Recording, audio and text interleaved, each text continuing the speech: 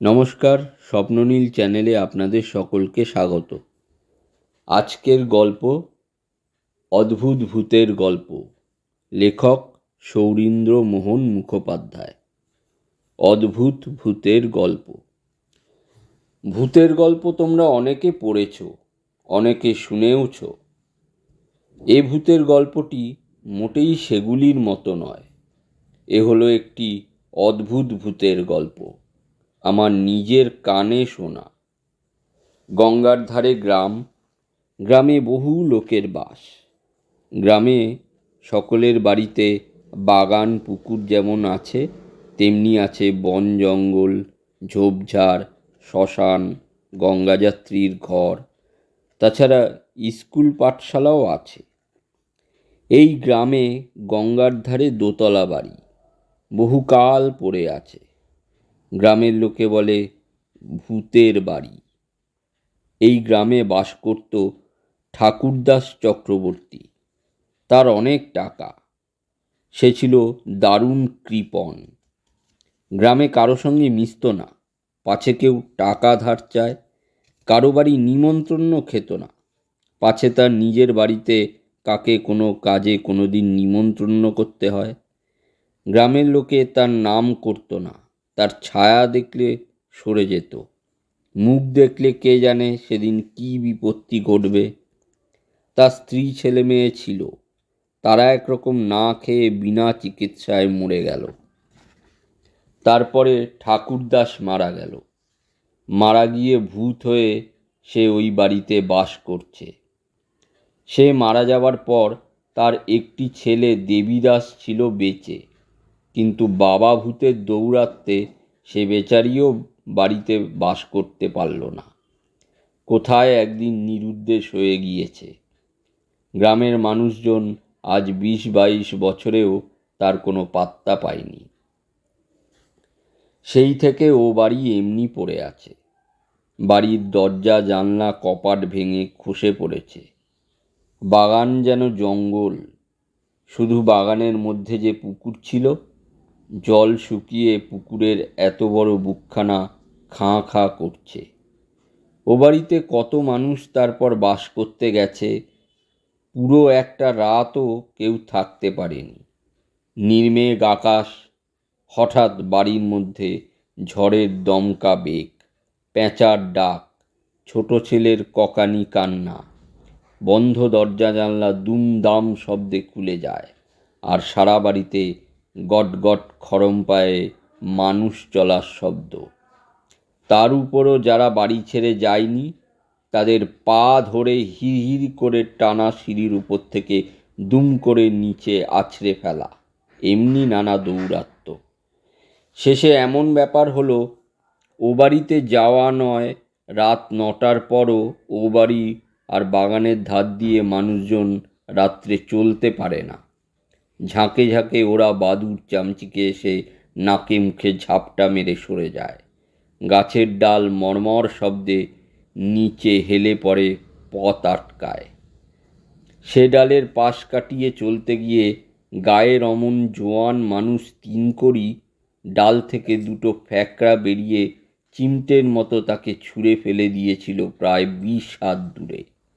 সে আছাড়ে 3 কড়ির পা ভেঙে 2টি মাস তাকে বিছানায় পড়ে থাকতে হয়েছিল। তারপর একবার বাগানের মধ্যে ছিল পথের দিকে বড় জামরুল গাছ। পথের দাঁড়িয়ে আকশি খোঁচা দিয়ে ঝরঝর করে পড়ে একরাশ জামরুল। স্কুলের ছেলেরা একদিন শনিবারে 1:30টার সময় ছুটি হলে দল বেঁধে এসে পথে দাঁড়িয়ে ওই গাছের ডালে আকশি লাগিয়ে ডাল নাড়া দিয়েছিল। যেমন ডাল নাড়া দেওয়া, অমনি গাছের দুটো ডাল দুদিক থেকে নেমে ছেলেদের পিঠে পটাপট। তারা যে করে পালিয়ে এসেছিল তার বলবার নয়। শুধু তাই, বাগানের ওধারে নদী। একদিন রাত্রে বাগানের গা ঘেঁষে নদীতে নৌকো নিয়ে আসছিল বনমালী মাঝি। ওপার থেকে সওয়ারি নিয়ে যেমন ওই চক্রবর্তীর বাগানের গায়ে নৌকা আসা, হঠাৎ নৌকার সামনে জলের বুকে কি একটা ভারী পদার্থ পড়ল। সঙ্গে সঙ্গে ঢেউ ওঠা, আর সেই ঢেউয়ের দোলায় নৌকো উল্টে বনমালী পড়ল জলে। সওয়ারি পড়ল ডাঙায় চিটকে, পড়েই অজ্ঞান। বনমালীকে পাওয়া গিয়েছিল ও জায়গা থেকে 8 মাইল দূরে নদীর ঘাটে, বেহুশ, অজ্ঞান। সকালে ঘাটে যারা এসেছিল চান করতে, তারা দেখে বনমালীকে তুলে সেবায় পরিচর্যায় তার জ্ঞান করায়। জ্ঞান হতে বনমালী বলেছিল, বাপরে, চক্রবর্তী খুড়ো আমাকে জলে ডুবিয়ে দিতে দিতে এঘাটে ফেলে দিয়ে যায়। সওয়ারির কোনো পাত্তা মেলেনি। নৌকাখানা পাওয়া গিয়েছিল চক্রবর্তীর বাগানের নিচে, ডাঙায় উল্টানো অবস্থায়। তারপর ওপারে ছিল ভুলো আর কানু, দাগি সিধেল চোর। তারা পুলিশকেই ভয় করে না, তা ভূতকে করবে? সকলের বিশ্বাস চক্রবর্তীর ছিল বহু টাকা। সে টাকা কোনো ব্যাংকে সে কোনোদিন রাখেনি। বুকের হাড় পাজরার মতোই সে টাকা কৃপণ চক্রবর্তী বুকে করে রাখত। যে ছেলে নিরুদ্দেশ হয়ে যায়, সে যে একটি পয়সা পায়নি তা তার দুর্দশা দেখে সকলেই বুঝেছিল। সেই ভুলো আর কানু ঠিক করল, চক্রবর্তীর বাড়িতে হানা দিয়ে তার সেই টাকা করবে আত্মসাৎ। অতি নিঃশব্দে গোপনে তারা এসে ও বাড়িতে একদিন রাত্রে আস্তানা নিয়েছিল। তারপর হাতে শীতকাঠি এবং আরও কি সব যন্ত্র গভীর রাত্রে লণ্ঠন জেলে তারা দুটো ঘরের মেঝে খুঁড়ে কিছু না পেয়ে দোতলার যে ঘরে চক্রবর্তী মারা গিয়েছিল সেই ঘরের মেঝে খুঁড়েছিল। 2-5 মিনিট তারা শাবলের ঘা মেরেছে। ঘরের দরজা বন্ধ। হঠাৎ ঘরের দরজা গেল খুলে। হুড়কো আঁটা দরজা, দড়াম শব্দ করে দরজা গেল খুলে। দুজনে পেছনে চেয়ে দেখে চক্রবর্তী খুড়ো। গায়ে মাস নেই, শ্বাস নেই, মুখখানা শুধু আছে। কঙ্কালের উপর চক্রবর্তীর মুন্ডু বসানো। কঙ্কাল এলো এগিয়ে, এসে কথা নয় বার্তা নয়, দুটি হাড়ের হাতে দুজনের টুটি টিপে জানলা খুলে দুজনকে দিলে ঝপ করে নিচে বাগানে ফেলে। পরের দিন সকালে কেষ্টর জ্ঞান হতে চোখ মেলে সে দেখে বাগানে পড়ে আছে। পাশে ভোলা, সে তখনও অজ্ঞান, অচেতন। উপায়? কেষ্ট কোনো মতে বেরিয়ে এসে লোকজনকে খবর দেয়। তাই তো গায়ের লোক জানতে পারল এ ব্যাপার। সকলে এসে ভোলাকে তুলে নিয়ে হাসপাতালে দিয়ে আসে। 2 দিন পরে ভোলার চেতনা হলো, কিন্তু সে পাগল হয়ে গেল। 2 চোখে ফ্যালফ্যাল দৃষ্টি, আর থেকে থেকে শুধু বলে, চক্রবর্তী মশাই। তাদের শীতকাঠি আর যন্তর সেগুলোর কি হলো কেউ জানে না। বাড়ির মধ্যে ঢুকে কেউ তার সন্ধান নেবে এমন পরোয়া গায়ে কারো নেই। এমনি কত গল্প যে চলে আসছে ও বাড়ি সম্বন্ধে, কত কাল ধরে, তার আর সংখ্যা হয় না। এখন বলি, সদ্য ওই চক্রবর্তী মশাইয়ের যে গল্প শুনেছি। তখন দেশ স্বাধীন হয়েছে, তাই সেই গায়ের মাতব্বরের দল ঠিক করলেন ধুমধাম করে স্বাধীনতা দিবস পালন করবেন। মস্ত উৎসব হবে। কোনো মন্ত্রী বা উপমন্ত্রীকে এনে মহাধুম বাঁধাবেন। গ্রামের ছেলেরা কলকাতার কলেজে পড়ে, তারা বললে নাট্যাভিনয় করবে। 3 রাত্রি ধরে অভিনয়। 3 রাত্রে 3খানা নাটকের অভিনয়। ফিমেল পার্টে নামবার জন্য কলকাতা থেকে আনা হয়েছে 2টি বন্ধুকে, সাত্তকী আর অমর সিংহীকে। তারা নাকি খুব ভালো ফিমেল পার্ট করে। ঠিক হলো রিহার্সাল হবে ওই চক্রবর্তীর পোড়ো বাড়িতে। মাতব্বররা মানা করলেন, ভয় দেখালেন, কিন্তু ছেলের দল সে কথা গ্রাহ্য করল না। তারা বললে, ভূত, ভূত স্রেফ কুসংস্কার। ভূতের নাম শুনে অমর সিংহি মেতে উঠল যেন। সে বললে, ভূত যদি থাকে তাকে দেখতে চাই। ভূতের গল্পই শুনে আসছি, চোখে দেখিনি কখনো। এখানে যদি সে সুযোগ পাই। মাতব্বররা মানা করলেন, বললেন, একে একালের ছেলে, তার উপরে স্বাধীন দেশ, এরা মানুষকেই মানতে চায় না তো ভূতকে মানবে? তবে সাবধান, আমরা নজর রাখব। চক্রবর্তীর বাড়ির বৈঠকখানা তারা সাফ করিয়ে সেখানে পাতল অমর সিংহি আর সাত্তকীর আস্তানা। তারা অতিথি, তাদের মান এবং মন রাখতে গায়ের ছেলেরাও বললে, আমরাও ওখানে থাকব, শুধু নাইতে খেতে বাড়িতে আসা। তারপর রাত্রে রিহার্সাল। একখানা নয়, তিনখানা নাটকের রিহার্সাল। সব কখানাই জাতীয়তার উদ্বোধক ঐতিহাসিক নাটক। সকলেই বীর্য শৌর্য দেখাতে চায়। যার গলা যত চড়ে সেদিকে সকলের প্রাণপণ সংগ্রাম। হ্যাঁ, রীতিমতো সংগ্রাম চলেছে। রিহার্সাল চলছে। হঠাৎ সে ঘরের দরজায় চক্রবর্তীর কঙ্কাল। কঙ্কালের ঘাড়ে চক্রবর্তীর মুন্ডু দেখে সকলে দেখে অমর সিংহি বলল, কে মশাই, বহুরূপী সেজে দেখা দিলেন এসে? দু চারজন গায়ের ছেলে বলে উঠল, তুমিই তাহলে কিপ্টে চক্রবর্তীর ভূত বটে।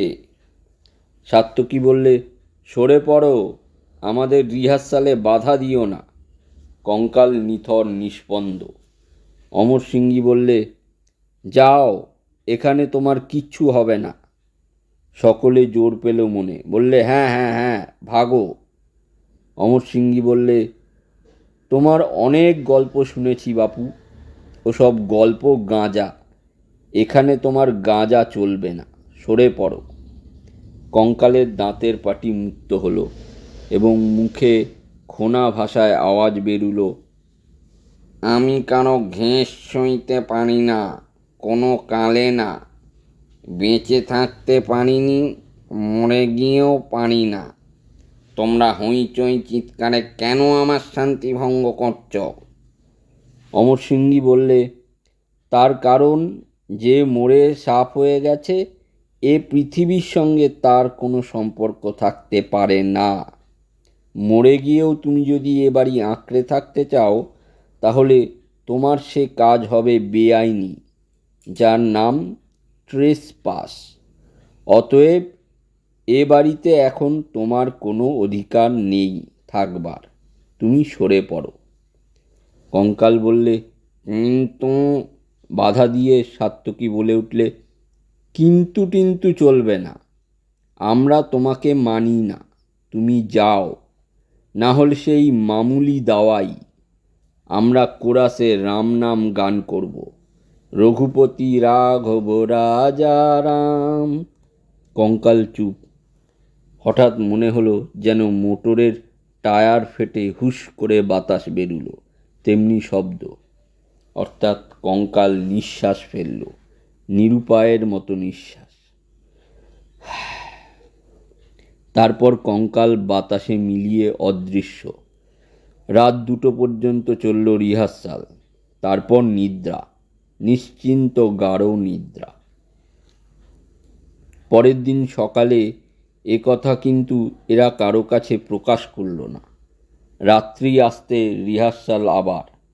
জোর রিহার্সাল চলছে, তার মধ্যে হঠাৎ সেই কঙ্কালের আবির্ভাব। সকলে চেয়ে দেখল। অমর সিংহি বললে, আজ আবার এসেছো জ্বালাতন করতে? কালকের ও দাওয়াইয়ে হলো না, হ্যাঁ? কঙ্কালের দাঁতের পাটি নড়ল। কঙ্কাল বললে, বেশ হুঙ্কার দিয়েই বললে, কাল ভালো কথায় বলেছিলুম, শুনলে না? দেখাবো না কি মজা? অমর সিংহি তেড়ে গেল তার সামনে। তার হাতে রাজার তলোয়ার। সেই তলোয়ার উঁচিয়ে বললে, শুধু তো কখানা হাড়, এই তলোয়ারের চোট মেরে ওগুলো খসিয়ে টুকরো টুকরো করে দেব। কঙ্কাল বললে, জানো আমি ভূত। সাত্তকী বললে, আমরা ভূত মানি না। তোমাদের নামে ভয় পেয়ে অনেকের অনেক সর্বনাশ হয়েছে। তোমার ছেলে বাড়ি ছাড়া, দেশ ছাড়া। জানো তোমাদের আমরা ভেলকি নাচ নাচাতে পারি।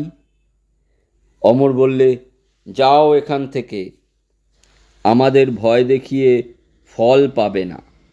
আমরা এ বাড়ি ছাড়ব না। জোর যার মুলুক তার। চাও যদি তো ফাইট করতে পারি। সাত্তকী বলে উঠল অ্যাক্টিংয়ের ভঙ্গিতে ঘুষি পাকিয়ে, শোন রে বর্বর, চলে যায় এখান থেকে, নহিলে বজ্রমুষ্টি ইহার আঘাতে রফা করে দেব তোর দফা।